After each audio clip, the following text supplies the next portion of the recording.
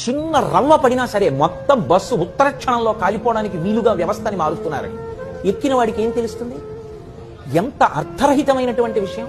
ఒక కారు ఎక్కి ప్రయాణం చేయడానికి యథార్థంగా ఇన్ని అవసరమా?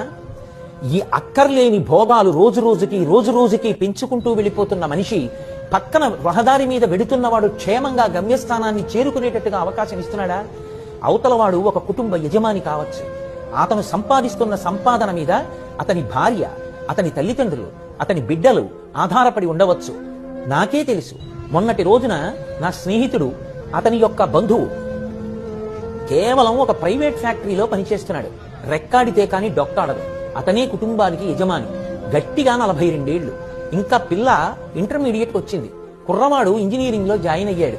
భార్య, వృద్ధులైన తల్లిదండ్రులు. పాపం అటు బస్సు దిగి ఇంటికి భోజనానికి వెళ్లడం కోసమని ఇటు దాటుతున్నాడు. పిల్లలందరూ కలిసి పరమ సంతోషంతో పెద్ద కేకలు వేసుకుంటూ ఒకళ్ళని ఒకళ్ళు దాటుకుంటూ ఉత్సాహంగా చిన్న చిన్న సందులని చూడకుండా విపరీతమైన వేగంతో వెళ్ళిపోతున్నాడు. అతను తడబడిపోయి ఎటు తప్పుకోవాలో అర్థం కాక ముందుకి వెనక్కి జరగడంలో ఆ గుత్తిగా వచ్చినటువంటి వాహనాలలో ఒక వాహనం ఢీకొట్టింది. కొట్టడం ఏమిటి, తూలి కింద పడిపోయాడు. ఆ పడిపోవడంలో తల వెళ్ళి తగిలింది. తగలడం ఏమిటి, కొబ్బరికాయ 2 చెక్కలైపోయినట్టు అయిపోయింది.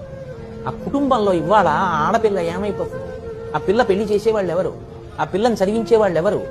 ఆ పిల్లవాడు ఏమైపోతాడు? వాడు వృత్తిలోకి రావలసిన వాడు ఏమైపోతాడు? ఆ తల్లిదండ్రులు ఏమైపోతారు? ఆ భార్య బతికున్నంత కాలం వైధవ్యంతో బతకాలి. ఎవరు దీనికి బాధ్యులు? వాహనం ఎక్కడం కాదు, వాహనం ఎక్కేటప్పుడు వాహనం నడపడానికి తగినటువంటి పరిణితితో నువ్వు ఉన్నావా లేదా అన్నది అవసరం. నువ్వు డాక్టర్వా, నువ్వు ఇంజనీర్వా, నువ్వు అధికారివా అనవసరం. కారుకి ఏసీ వేసుకుని సినిమా చూస్తూ సెల్ ఫోన్ మాట్లాడుతూ వెడుతున్నటువంటి వాడు సమాజానికి బరువు. మీరు ఏమనుకున్నా సరే నియంత్రణ లేని జీవితం పక్కవాడికి బరువు అయిపోతుంది. అలా బ్రతకకూడదు.